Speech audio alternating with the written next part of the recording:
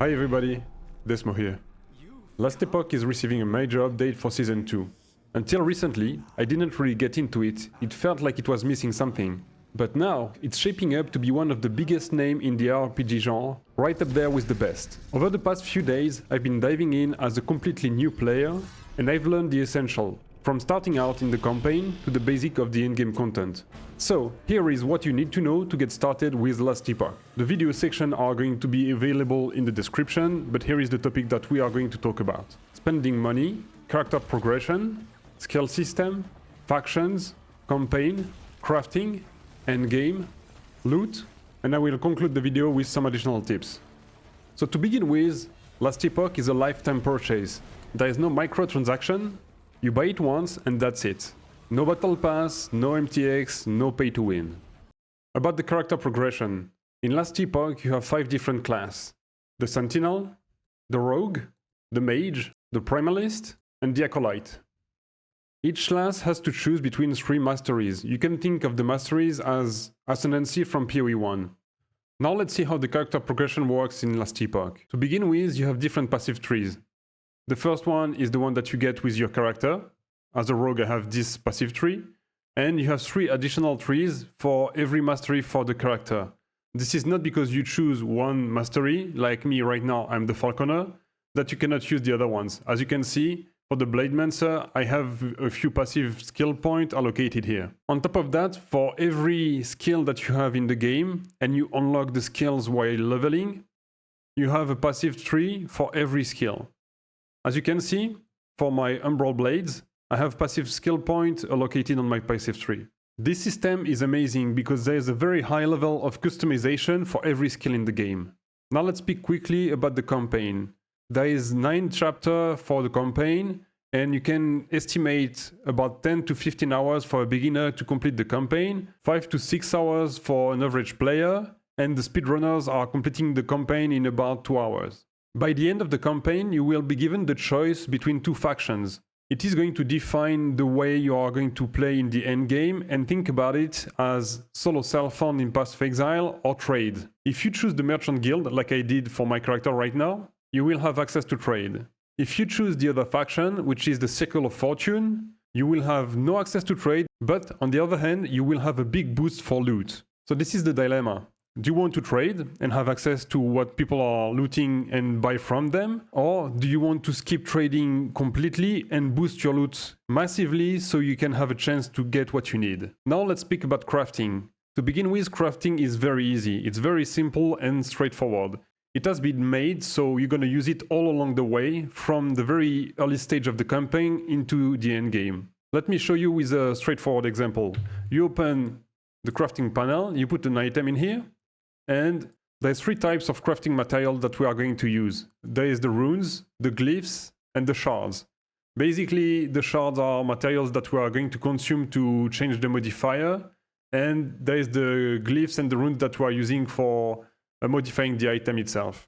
I'm not going to go over all the materials that we have, but I'm going to speak about the 3 most important in the early stage of the game, which are the Glyph of Hope, the Glyphs of Chaos, and the Rune of Shattering. The Glyph of Hope is the one that you are going to use the most, because you are using it when you are trying to upgrade the modifier on your item. So let's quickly look at the item that we have here.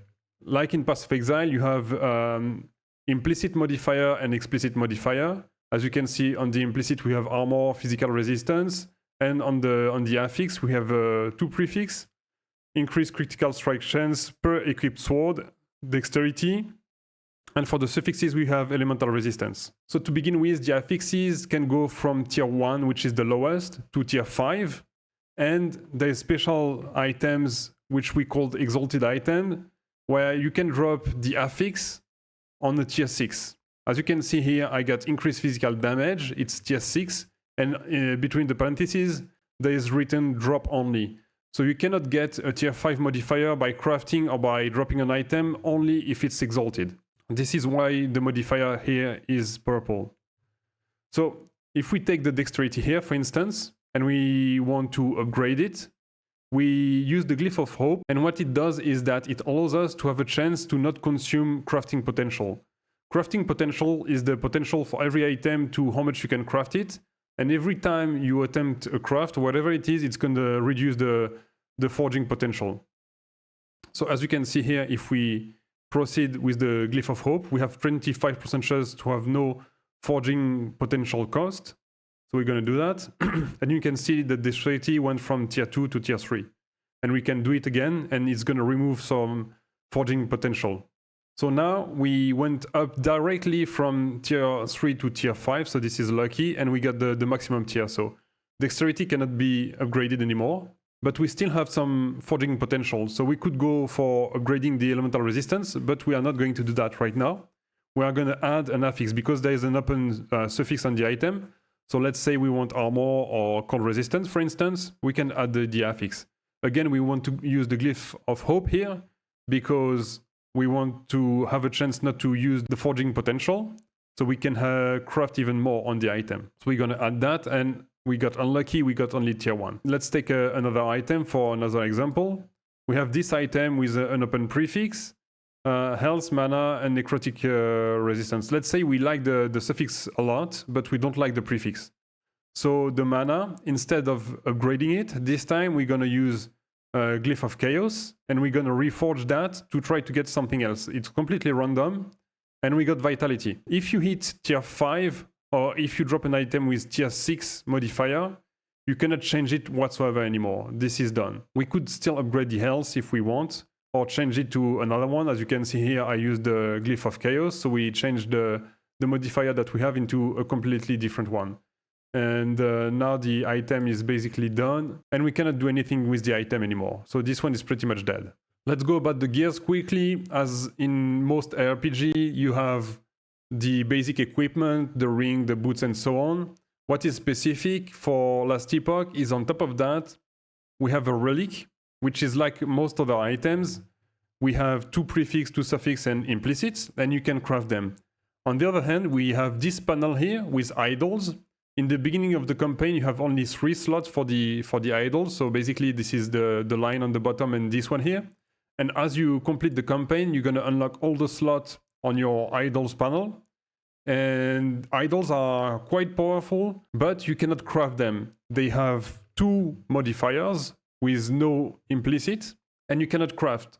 So this is very difficult to get the right idols, and this is where you want to keep all the idols that you drop during the campaign and during the endgame.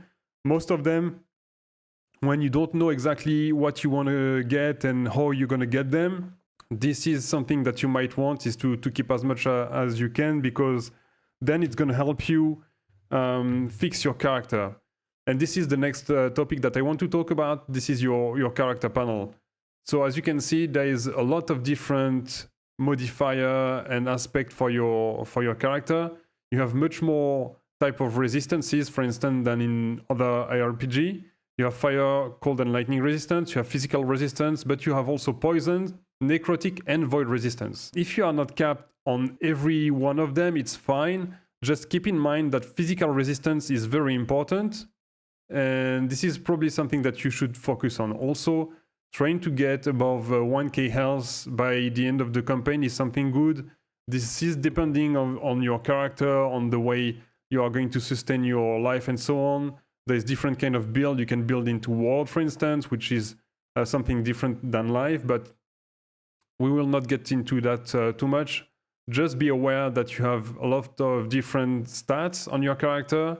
There's also, for the attributes, there's a lot more than in Path of Exile. You have attenument and vitality on top of the regular strength, dexterity, and intelligence. And yeah, you have a lot of information on your character panel, so definitely this is something that is really good. If you don't know anything about the game, you can just hover over your different elements, attributes or whatever, and the game is going to tell you what it is, what it does. If you want to know what vitality does, you hover over it and it tells you each point of vitality grants 6 health and 1% poison and necrotic resistance. So you can do that for absolutely everything in the game. Also for your gears, if you don't know what something does, if you take this, for instance, on the suffix, you have 59% chance to shred armor on hit. And if you don't know what that does, you can read the line on the bottom. Each stack of armor shred reduces armor by 100, increasing damage taken from all hits. Can reduce armor below 0, lasts 4 seconds. So if you don't know something in the game, you can just press Alt for your items and see the additional informations.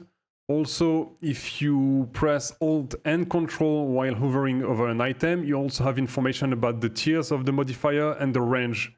If you take health on the gloves here, you can see that the tier is 5, so this is the max craftable, and the range is from 56 to 75. Let's speak also about the loot in Last Epoch. The first thing is that you can edit your own loot filter within the game. As you can see, I have this loot filter right now with many rules. You can have up to 75 rules. This is more than enough to make the perfect loot filter for your character. I highly recommend not to make your own loot filter to begin with until you have more experience. You can definitely go online and look for a loot filter. If you go on Maxroll to follow some build guide, usually you have a section dedicated for loot filter, like in this one. And let me show you how you import the loot filter. You click the bottom over here, so it's gonna copy the loot filter.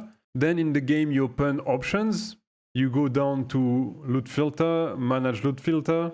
Then you press the plus icon here, and then you just use the paste filter from clipboard, like that. You give it a name, you confirm, and there is your loot filter. As simple as that. About the loot itself, so I highly recommend as soon as possible, even before you start the league, to download the loot filter. During the campaign, you're gonna have the incentive to loot everything that you find during the campaign, and this is something that I did which was wrong in my opinion, because you're gonna get so much loot, it's gonna be overwhelming, and selling most of the item is really not worth it. You accumulate gold quite quickly during the campaign and the end game, and items you can see that you drop even in the end game, they are just worth nothing. As you can see on the bottom side of the item here, it's 5 gold. This is absolutely nothing. So accumulating item is not going to help you too much. Most of the stuff you are not going to use. You can do something that I didn't show you, is to use the items to shatter them.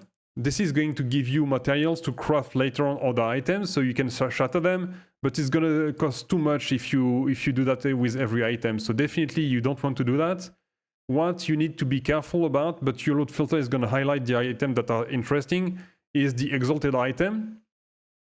And this is something that is extremely important because exalted item, they have tier 6 modifier. As you can see here, the purple modifier on the bottom is tier 6. So this is items that you want to keep an eye out for.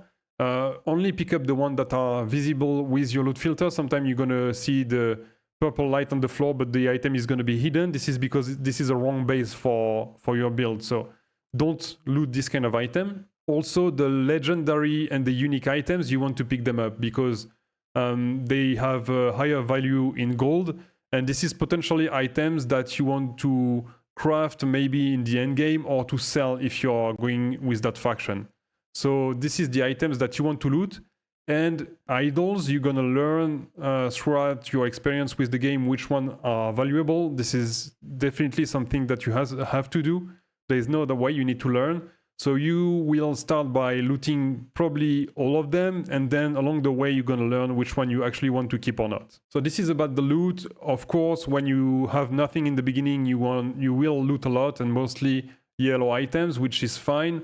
But after some time, you're gonna start to refine your way of looting items, and you can focus on the unique purple, which is exalted, and legendary items. Also, one additional tip is that you can respec point very, very easily. For your skills, you can respec at any point the skill that you have. Just know that when you go above 10 points, the skill that you remove, the skill point that you remove, you will have to earn them again by leveling the skill. It's not a big deal. You just kill stuff and use your skill and you're gonna get the point back. But if I remove 1 point right now, I'm gonna be back to level 19 for the skill. So I will need to earn the point again. So if, for instance, I want to remove this one to add something here, for instance, or here, I'm gonna have to earn it. I'm not gonna be able to use the point right away. About the passive tree for your character, the points that if you want to respec them, you cannot do it anywhere, and it's gonna cost you gold. So in every town, or most of the towns, you have this brain face icon on the map, and this is the character that allows you to respec the points. So as you can see on this one, for instance, if I remove this, it's gonna cost you some gold. It's really not too much. I believe it's a bit less in the early stage of the campaign, but by the end of the campaign and in Endgame, 600 gold is absolutely nothing. So this is basically for free, and you can respect points like that. You can also use the button on the top right of the screen to respect absolutely everything at once. And as you can see, this is like pretty much nothing. This is 3k gold. I'm not even rich right now. I have 100k gold because I bought some items. This is really absolutely nothing. For the end game, we are running Monolith, and this is tiles like that, where you progress. You start the first one at level 58, and it goes up to level 100 with this one right here. And basically how it works, I'm going to show you with the one that I'm currently running. You start off from the very beginning of the monolith. So basically you're going to see only a few tiles around you, like 3 or 4, something like that in the beginning. And by running monolith, you're gonna gain stability when you complete the map. So this is your stability bar, and you can see that there's 3 thresholds on the bar. So every time you reach the correct amount of stability, you're gonna be able to run the mission for the monolith. At the end, when you run the last one, you're gonna fight a boss. And by fighting the boss, you're gonna get some reward, and then you're gonna have access to higher level monolith. So this is where I stand right now. I got the 3 level 90 available. I need to complete them to get access to the level 100 over here. Also on the monoliths, this is very nice because on every tiles, you can see the reward on the right side of the panel here. The type of increase for the enemies, the type of reward, and the reward that you have once you complete the monoliths. You have 2 chest when you complete the monolith, when you jump out of the map, and you can see the type of reward that you have here. So you have all the information before running the monolith. When you go from one monolith to another, you have always 2 additional options. So if I go from here, I run this one, then I'm gonna unlock the 2 tiles over here, and each of them is gonna unlock 2 paths. So you have always more options, and you have some special monoliths sometimes that are going to reset the entire tile, or maybe it's going to reveal a larger area, or destroy some stuff, or even corrupting some tiles in the area.